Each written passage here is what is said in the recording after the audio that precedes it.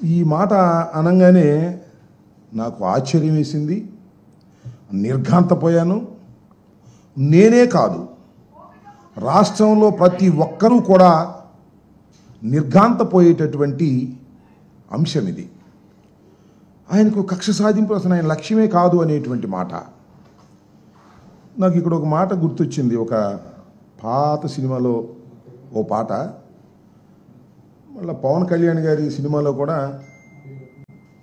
ఖుషి అని కూడా దానిలో పెట్టినట్టున్నారు.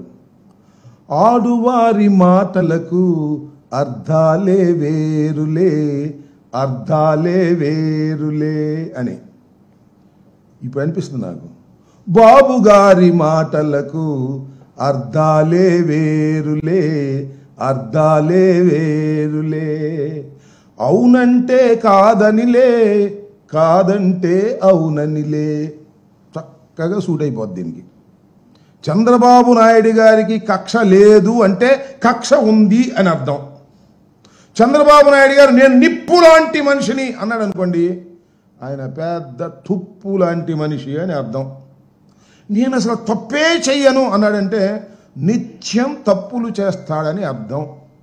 నా అంత విశ్వసనీయత కలిగిన రాజకీయవేత్త ఈ దేశంలో లేడు అంటే అంత విశ్వాసఘాతకుడు ఈ రాజకీయాల్లో ఈ దేశంలో ఎవ్వడూ లేడు అని అర్థం.